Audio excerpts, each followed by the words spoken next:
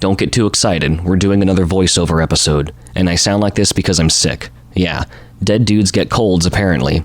Anyway, you might remember some time back we looked at that game where Red Shirt Mouse Man was getting numbers. Well, this is kind of the companion game to that, but instead of numbers, it's going to be about getting letters. I probably could have done both of these games together, but man, that would have been really boring. Just like the other game, there are 3 difficulty settings, and I don't care to play the game more than once.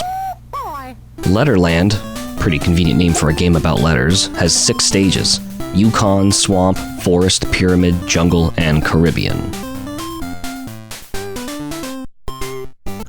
I'll pick the Yukon stage to show you how it's gonna go.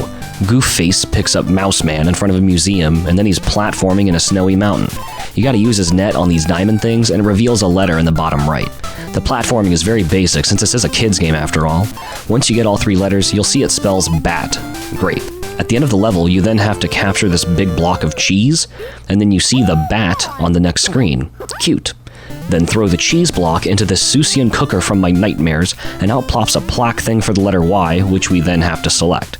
Not sure what the letter Y has to do with bats, other than why a bat. Yeah, I know, dumb joke.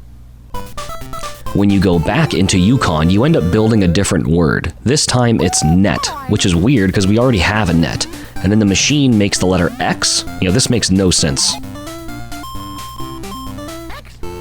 Then we get cow. Wow, you ever try catching a cow with a net? And then owl, although I don't think this game is much of a hoot or very wise.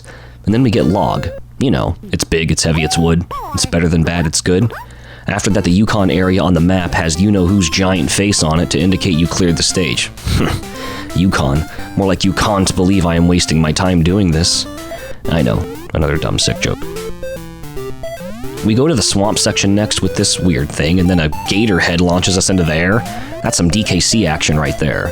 And the first word here is gum, which is interesting because I don't think the theme parks associated with this character even sell gum because of how messy it is to clean up. And where's the rest of his body? Later, we build the word bag, maybe like bag of bones. Nah, you can guess what's in the bag though. Hey, it's not that bad of a game. I suppose not, there's just no challenge. We move on to the forest, which looks pretty depopulated. Forests usually have more trees, and the word we build is ice? Wouldn't this have made more sense in the Yukon stage, instead of a cow? Now I kinda want a milkshake. Then we get bed in the forest stage. I'd rather be sleeping than playing this. Can you please stop subjecting us to these jokes? I guess I should be more considerate and not torment you with all my jokes, but it's the only thing helping me get through this game, and I'm still collecting the letters to complete the alphabet. Jumping around in the Caribbean section on sandcastles, yeah, I'm sure that's their main infrastructure, is sand buildings.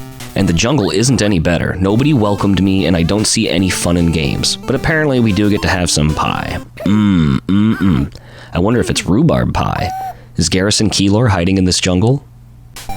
Also in the jungle, we find an ear. Clowns to the left of me and jokers to the right. Here I am, stuck in the middle with you. Mega points if you can piece together this reference. Well, be sure to arm yourself because we are in the pyramid stage now, and we are approaching the end, I hope.